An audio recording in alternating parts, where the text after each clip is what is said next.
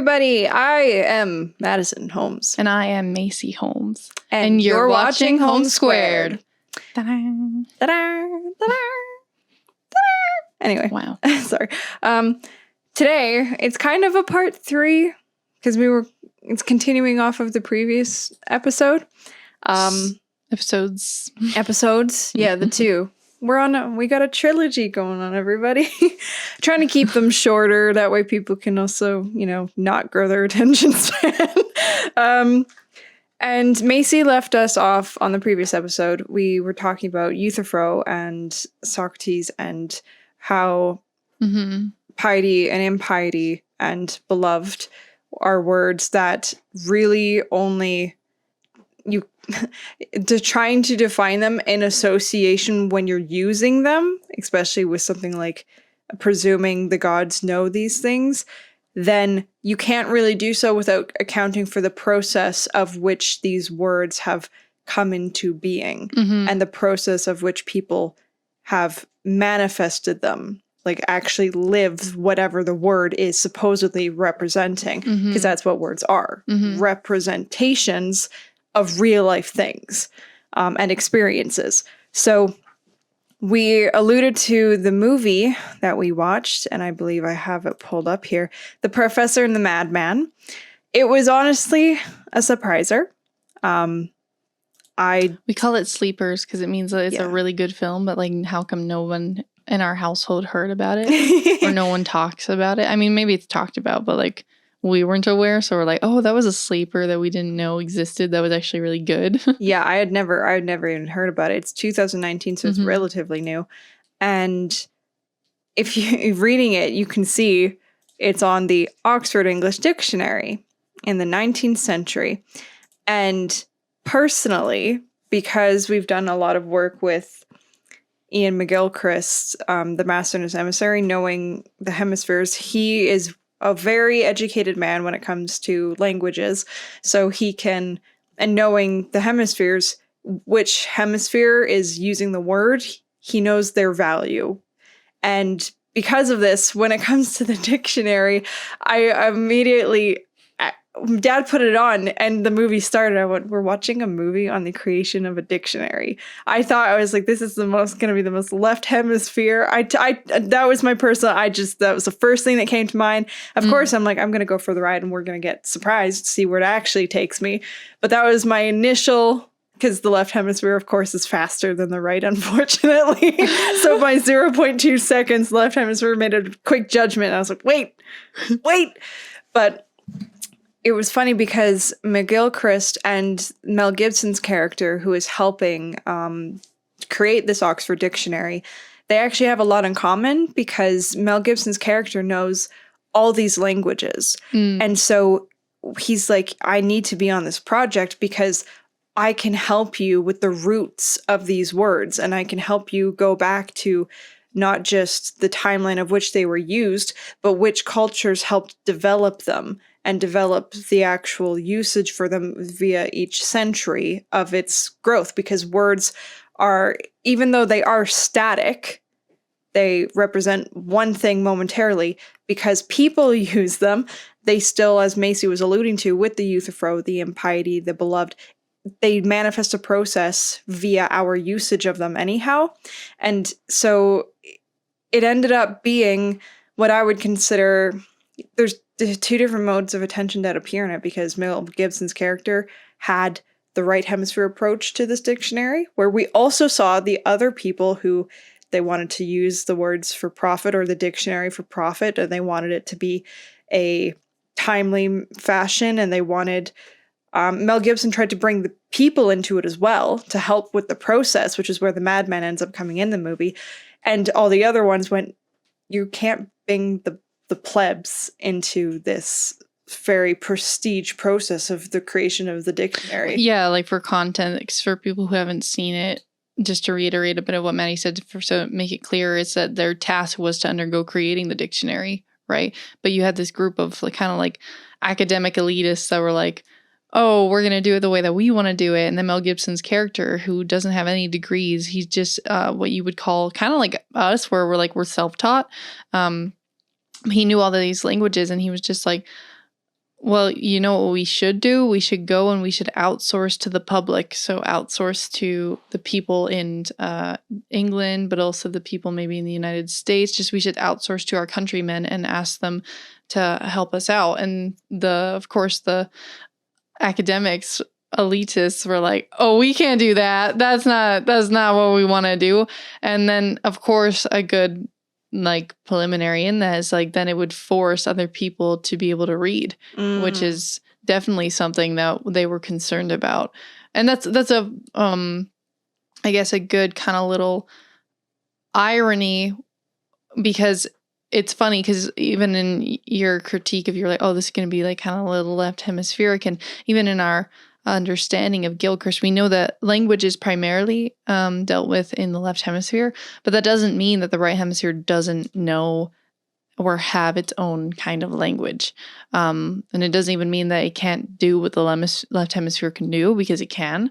But it's primarily dealt with the left in the sense where it's like you're taking something that is derived from an ever-growing, changing process, and you're putting it kind of into unchangingness by putting it in this sort of symbol to represent it, right? Like this is something that represents this process, right? Yeah, you're taking something transient and making it immutable, which is transient being experience, and then... And yet it's funny, though, because you're worried about people reading, which is what is reading, right? It's like reading is just like, I have the book here. That's why I just picked it up. For people listening, I literally just picked up a book. It was Master and his Emissary. But like, you're picking up a book that has a bunch of words and a bunch of symbols, and then you go and the thing that obviously worries them is then people start thinking about these things, right? Because it's almost like the returning back to the right hemisphere is the part that I think that they were afraid of, because it's like, it's in a static book, but this book was written by someone in the past, and it was written by someone who went through experience and their own life's journey, and they decided to put it into stasis, momentary stasis. But the thing that is worrisome is that when you come to meet that, you are a living thing, you are a living, changing thing, and you come to interact with this thing that is in stasis, but someone's life or part of their life is in it. And then your life and where you are at is engaged with it. And so that gives you ideas. You start to go like, oh, like this resonates. Like, what could I do with this? Or, ooh, like I didn't know that that's what he was going through. Or like, it's just, and then creative juices kind of start to flow, and something happens where there's a space between, a betweenness. And now you are half creating in this work as well as receiving. As well as half perceiving. And so it's funny because like even in this chapter that we're going through with Gilchrist, and they're talking about art and they're talking about poetry, the thing that resonates and what we were talking about with the familiars at the right hemisphere, right hemispheric, almost like painters and philosophers, or I guess relied a lot on art and on poetry to try and understand the world around them.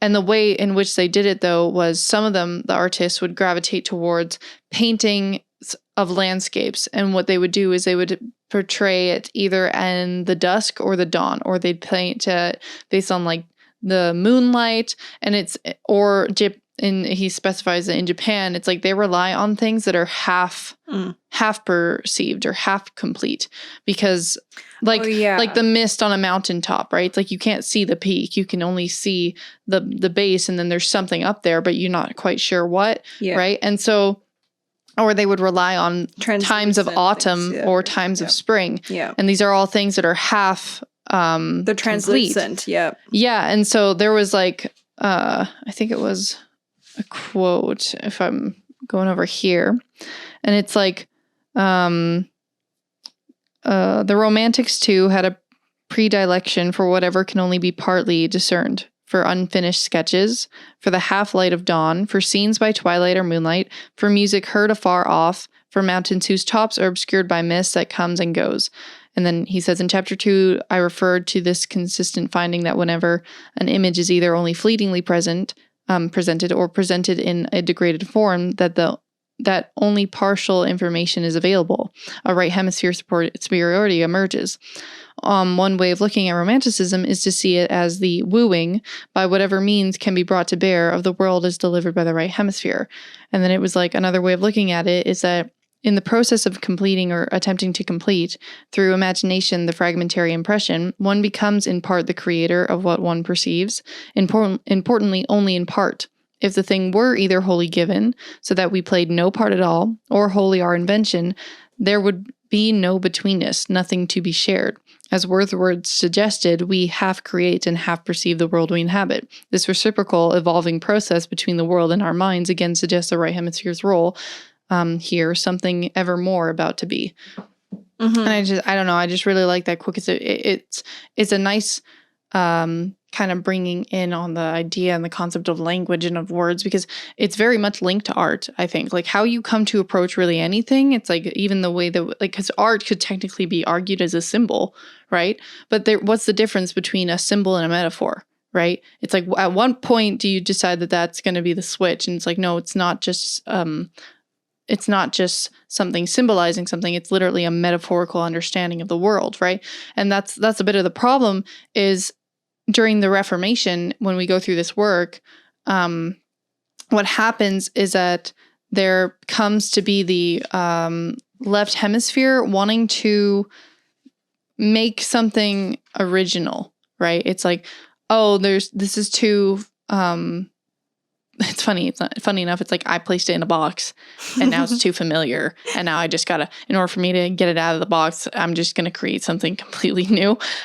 Yeah. Kind of like Great Reset. The example in the book that he gave was in the Reformation, they thought the bread and the wine to represent the body and blood of Christ. In the Reformation, the belief was that the bread and the wine is inauthentic because it's not the real blood and body of Christ. Yeah, like totally missing the whole metaphorical meaning there. Yeah, they're missing the embodiment and the experience you were supposed to invoke. It's about you, not necessarily the bread and the wine, but they fixated on that as if it were this external, apart from you entity, and went, it's a symbol and that doesn't actually do the real thing, and therefore it is inauthentic. We need to get rid of it and go as close back to the original version of the body and blood of Christ. I'm like, unless you plan to go back to when he put himself on the cross, okay, you're not going to do that. So they completely missed the boat, which is why they end up, like Macy said, trying to recreate it. They tried to recreate a different representation of the body and blood of Christ. And they did this in the Enlightenment and the Reformation with different things, trying to replace God with science in the Enlightenment. Same thing. But you just end up idealizing and bringing out new symbols. Now, instead of a beautiful picture or a statue, because that statue is not the real version of Christ, then you replace it for words, funny enough, static representations, because then they would do religious texts and they would make it into an acronym. And now the acronym became the new cross. So they just replaced it with something even less. Yeah, it's like, it's again that idea where it's just like you get mad at somebody like worshiping something because you're like, oh, they clearly don't understand what it is that they're just worshiping a false entity, and then you create your own false entity. Yeah. And then I think it was like, I don't know if I touched on this, whether off screen or on screen, but Gilchrist's best example was the French Revolution, which was meant to, represent liberty and freedom and humanity and all of these great things. And it became like one of the most inhumane, slaughterous, genocidal freaking like events that could have occurred because people clearly had some sort of idea of like, oh, like this is not what real liberty and what real freedom is, like this is what it is, right? And then but then it's almost like you ignore what it is that your part to play and your role to play in it, because even with the idea of like a scientist kind of being separate from his experience, right, and separate and looking at things as objective. It's like me and Maddie were talking and there was an experiment done with a lab rat, and when I heard this, I'll tell you how I felt right after. But in the experiment, it was they put a lab rat in like a big kind of tank of water for it to swim around, and it got I'd say about 15 minutes before its energy left, its juice ran out, and it died. And then what they did again is they grabbed a rat and they were like, okay, we're going to take it out after like 14 minutes and 59 seconds. Like, we're going to take it right before it's about to cut off. We're going to dry it off. We're going to, maybe give it some food, something, just like rescue it. And then we're going to put it back in. And then the rat, right after, it lasts for 60 hours right after, because it thought it could be saved. And like, the first thing I thought of when I was told that is, who the fuck would do that to that poor rat? Why would you kill a rat for this stupid experiment? And then of course my brain's like, oh, but look at how much that relates, and look at like the metaphorical meaning. Isn't that funny how that works? Right from science experiments, we already start going to metaphor. Isn't that funny? So it's like, I was like, but did we need to go and kill a bunch of freaking rats in order to figure out that as a society that we sometimes emanate that, where it's like, oh my gosh, it's like we're we're lab rats in an experiment. And it's like, we knew how we were treating each other well before we ever fucking started treating rats like that for the sake of experiment. It's like, I felt like it's like, sure, now you could say, oh, look, a physical reality. Isn't it proof? Isn't it fact? And it's like, it's already being lived. You didn't need to do that. Like, what the heck? Yeah, that one was definitely brutal. And that's the debate about the academics again versus the people on the ground. The academics think it's okay because they actually don't go and live real life, so then they actually get pulled. They start to think what we talked about previous episode, fact is the reality versus theory, which theory is actually closer to reality than the fact, because the fact is the isolated entity apart from context. Theory and fact comes out of theory because theory is wholly reliant on context. That's where the potential comes out, which even this poor rat swimming's like, there's potential? You just give it a little bit of hope and then it goes the whole mile. It more than doubled its success rate. Mm-hmm. But that's the whole thing on the place of words in our society, because depending on the hemisphere, words can be a tool to manipulate, which is partly why it's largely left hemisphere. It starts in the right, but then anything that usually gets old, becomes familiar, too familiar, routine in the quotidian life, then goes to the left, which is what we talked about 2 episodes ago with the relationships. You supposedly get tired of your lady and things become inauthentic or unfamiliar, and you gotta revitalize it or create something entirely new, which is where fantasy comes in versus imagination. Yeah, so I'm glad that you're bringing that up, because I literally just have the book sitting in front of me because I wanted to bring that up, because it plays into like, so what are we, how, it's basically like watching how we're even responding to ourselves. It's really funny. It's like left or right hemisphere has whatever idea in their head, right? And the right hemispheres probably wouldn't be too much of a stagnant one. It would probably just be like, oh, but this is just like, I know that this may not apply always at all times, like forever. But then we start to quite literally act on those ideas or act on our brains leaning, right? And it manifests in the world. And then that has downstream consequences. That's why we think the work on the brain is so important, because it's like, no, like the attention that these hemispheres and the way in which they respond to the world and the way it plays into how they shape the world. But I'll just go on to the quotes, because I think it plays into, well, like the idea of how did we get to replacing symbols with just more symbols, you know what I mean? And again, the idea of how you come to know / interact with these symbols and or metaphors, right? Because it's like the differentiation of, is it either or? And like, again, like it was funny, I was just talking about science, and I immediately start moving my way, we start inching our way into metaphor, right? So it's just, there's something there. But so it says, the deadening effect of the familiar, the inauthentic, the phenomenological terms, is the trap of the left hemisphere. Breaking out of it requires the work of the imagination, not fantasy, which makes things novel, but imagination that actually makes them new, alive once more. A defining quality of the artistic process, perhaps its raison d'être, is implacable. I think it's implacable. I think opposition to the inauthentic.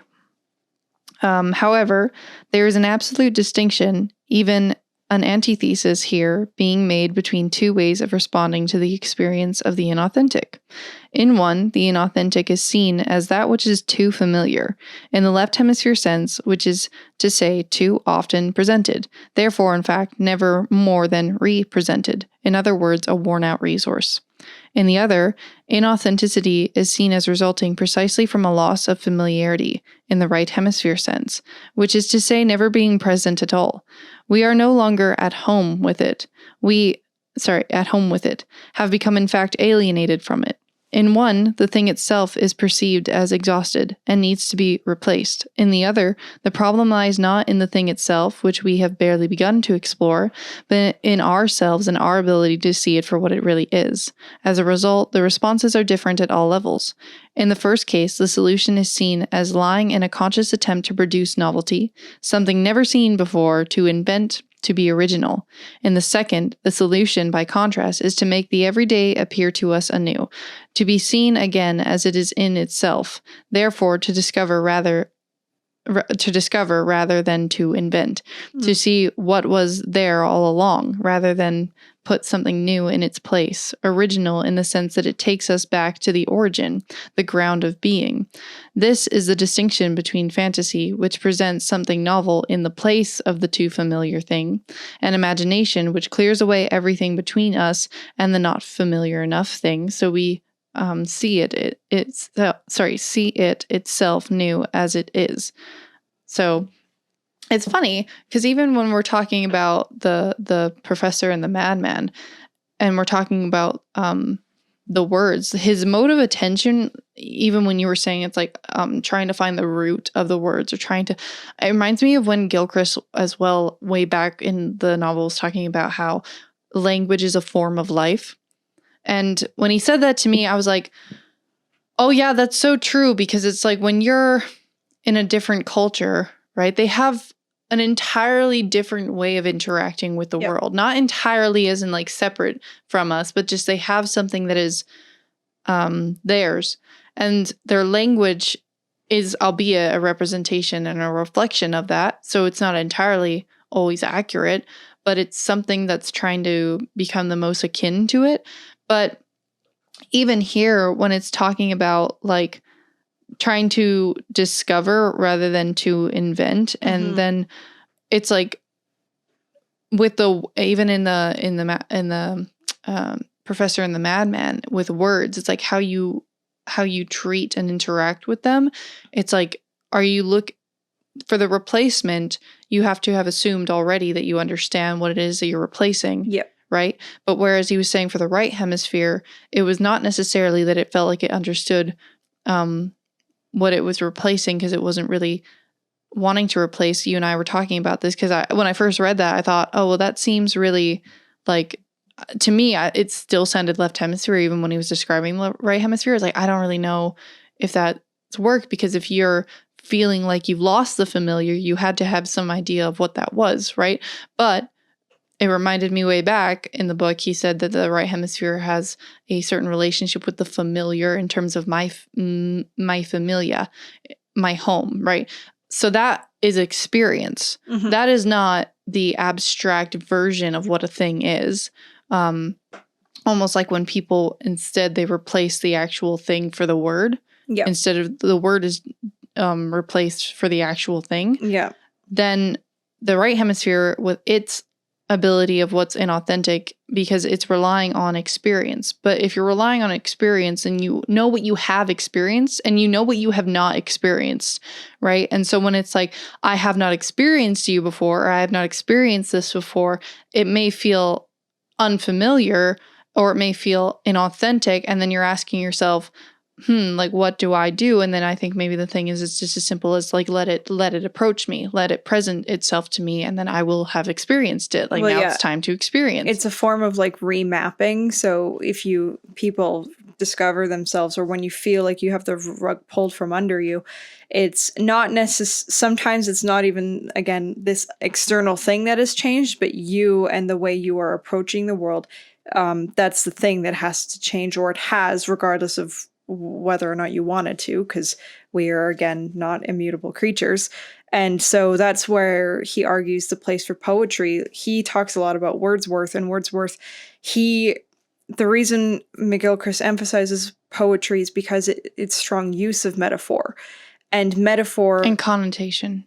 Yeah, and the point of that is to use real life experience to re-embody and reinvigorate life using something as static and as really left hemisphere as words. And even in the movie, the thing that took something like making a dictionary, which really is like on face, it's a very left hemisphere thing. Like it really just, because it's a bunch of categories there for you to use. But with the creation of it, he was, even the madman, he was talking to this lady, this potential love interest, and she was bringing him books. He said she couldn't read. And he's like, I can teach you. And she went like, don't mock me. And he's like, no, because then you can teach your children. He said, you don't understand what that opens up, because reading, even though they're static representations of things, you then get to learn, like me and Macy reading Socrates. We are now learning history. We get to reinvigorate that. We get to reinvigorate minds that were here once decades ago and get to re-understand lessons that if they learned it, instead of us, like Macy said, you don't have to take that rat and put him in the water and do this terrible experiment. Some people have already learned these terrible lessons via their own experience. We can read history, read those books, these static representations of what was once living, and bring it back into life by incorporating it into our own experience. And he was saying this is why it's not just about you transcending something that maybe you think you don't need. It'll take your kids somewhere that they couldn't have gone if you didn't have the skill of reading and writing. And I don't know what it was, but it was the professor and the madman, and they were talking. And when they were on the bench together and they were talking about just the different words and they were using them, they were like, and then it's funny because it's almost like painting with words almost. They were tracing, and I know that sounds very linear because in part a little bit it is, right? But they're tracing, again, the almost like the origins, like how Gilchrist was just saying, where it's like you're trying to figure out like original in the sense that it takes us back to the origin, the ground of being, right? And hence why do we talk about even the metaphors that we choose when it comes to words themselves, these symbols, like roots, right? Like words have roots, they have ground itself, they have origin, right? And so it's funny because like you're trying to apply, how do you take this technically dead entity and revitalize it, reinvigorate it, and put life back into it, because there is something that it has history, right? And then that is why I think some of it gets lost in translation for when you're trying to, I guess, do what the left hemisphere does and replace something and create something novel in its place, right? And it's like its place was never something that was static. Its place was historic. Like it is, that symbols also, if you wanted to, like from a right hemisphere understanding, it's a living symbol, right? It's something that still has history and it's still playing out. And because living things, interacted and created this momentary stasis. So it's like the when we were watching the film, it was like watching the two hemispheres like come together and create, like that's when their most creative endeavors occur. And I don't even mean just the creation of the dictionary, something that was creative, but I just mean even the process of how, right? And the coming together of the people and the interaction. And like even there was, I don't want to give away the movie. So for those who kind of don't want me to give it away, maybe stop here, but I'm just going to continue going. There was a part in the film where the woman does end up figuring out how to read. She's slowly getting there. And for her children, as Maddie was expressing, but she creates a note for the madman, I think, or the professor. The funny part was you actually can't, they're kind of a bit of both. They're both professor and madman at the same time.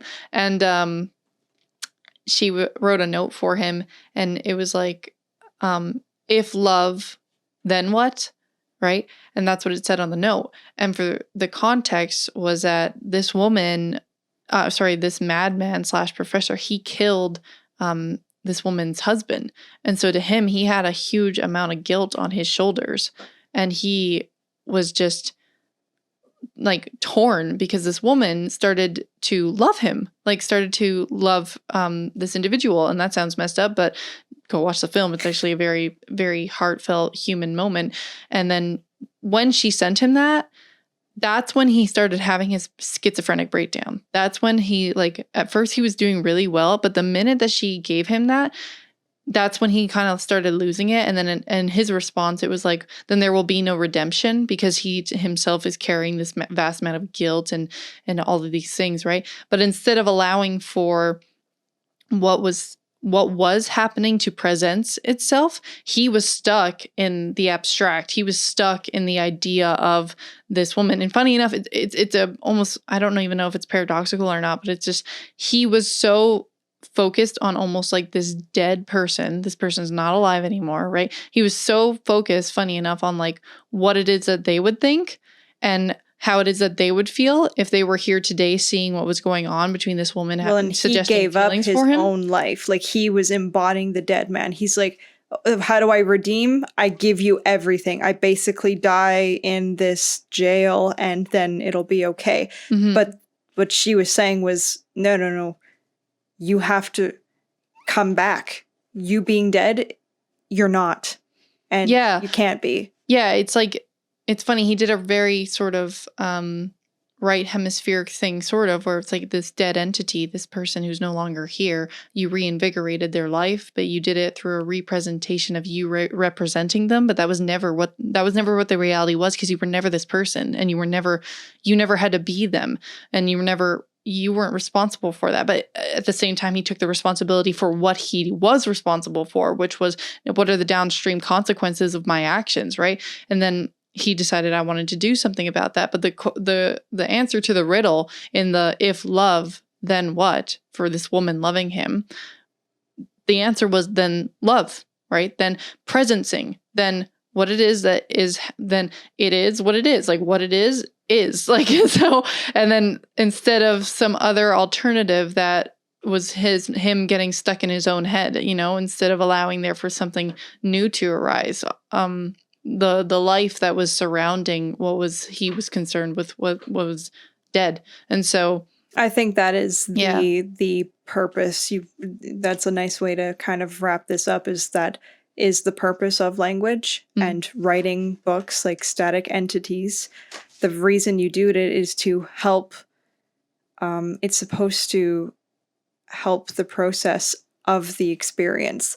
It is supposed to help you map your own brain. That's poetry has a place for a time, and writing has a place for a time, to help you solidify your own thoughts and where you're going, because you have to put something down concretely. And then, like you said in our last episode, hopefully you come back to it and maybe write another book. But the point of literature is it's meant to increase the authenticity. Funny enough, this dead entity is supposed to increase the authenticity of the real life experience.